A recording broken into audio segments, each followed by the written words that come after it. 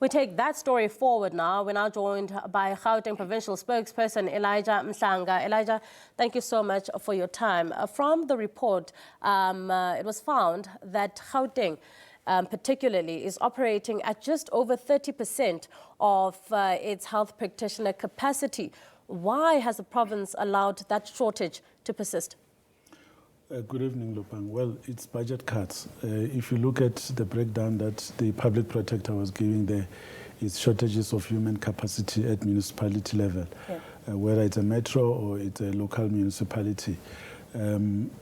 Financial constraints have been the key driver of this. That's why we have shortage of inspectors, which has created governance issues because we don't have people who are able to make sure that those who are applying to operate businesses such as Spaza shops are properly scrutinized and that they are given the permission to do so after having gone through all the processes. But once granted those licenses, there is no monitoring of how they are storing food and how they're handling issues around hygiene. So that's the problem, that we don't have enough money to be able to employ the people that are required. And the public protector has done a good job of even breaking down the figures in terms of the ratio per population and per professional who's supposed to be providing those services. So we know now how many people are needed for us to be able to comply with the World Health Organization requirements. And are we looking at a few years from now? Are we looking at the next 2 years, the next financial year? How long until this problem is at least halfway through in terms of being resolved? Well, the good part about this public protector report is that we now know exactly what has happened. Remember when this thing first happened, we were not sure as to who should be held to account. But now the public protector has laid that to bear. So now we know there are 13 or so role players that are listed in that report, which means we now, all of us need to sit around the table and say who's supposed to do what. But the public protector has helped us because she has defined the role that each one of us must play. So we now need to bring in Treasury to say here is a challenge, here is a life-threatening situation that needs human capacity. If you were to look at the issue of illegal immigration, for example, the Department of Home Affairs are employing more officials to do the work that Home Affairs should be doing.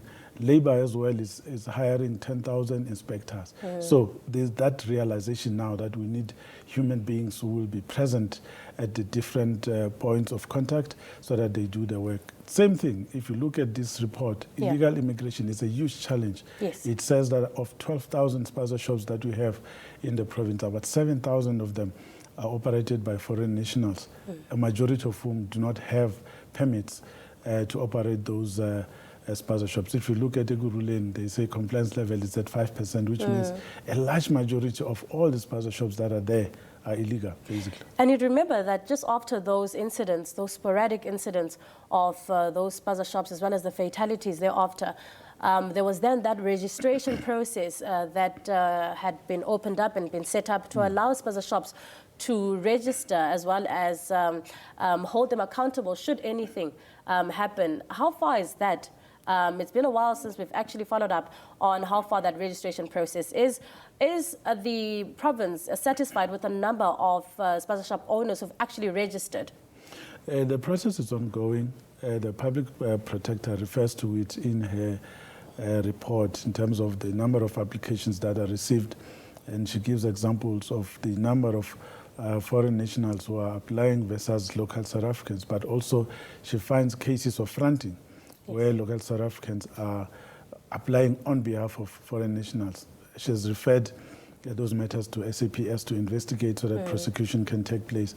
But the Department of Small Business is busy with that. So the funding that's been allocated to South Africans to operate Spaza shops is based on that registration, on that database. So that process is ongoing. There's no closing date. If you want to operate, you apply, you have to meet those requirements for you to do that. But in every instance, you find that the majority of the people who are applying don't have the requisite documents because first and foremost, they did not come into the country legally, and they end up operating illegal operations as well. But we have seen that now the metros, Ekurhuleni, Johannesburg, as well as Tshwane, the mayors are leading from the front in terms of bylaw enforcement especially in the CBDs as also the townships. So work is being done to try and make sure that we monitor, clamp down, close down those that need to be closed down because they are not complying. So that work is there. And it will continue because we are seeing now that South Africans are waking up to the reality that they also need to enter this space. Now, Elijah, just that report, over 600 schools have been flagged as not having the adequate as well as safe kitchen infrastructure within schools. What are some of the interventions that the province is currently taking to ensure that all these learners who predominantly need food from school in order to survive, at least have a meal, are catered for in terms of safety as well? Infrastructure, is anything being done to upgrade or build infrastructure from scratch, as we do know that some of our schools are lacking? Yeah, they are lacking. So with the new schools that are being built, there are proper kitchens that are there. In some other schools, private sector is taking part in contributing towards the provision of that infrastructure. The National School Nutrition Program is a highly sensitive space where we don't want to see any food poisoning taking place. And we are continuing to do our best to make sure that the Gauteng Department of Education adheres to the food and hygiene practices that are going to ensure that we save lives. That's why, to a large extent, you don't see any food poisoning cases arising out of that, because we are very strict when it comes to food handling and the training that is given to those people who are preparing the food for our learners. So the infrastructure goes with that, and we are partnering with the private sector to also help us where there's a need, because, again, the budget cuts remain a big issue. And if you were to look at that whole report, key in the issues is the issue of financial constraints.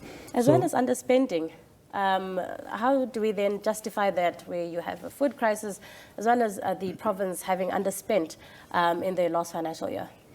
Yeah, there you have issues around procurement processes, which as a province we are prioritizing now.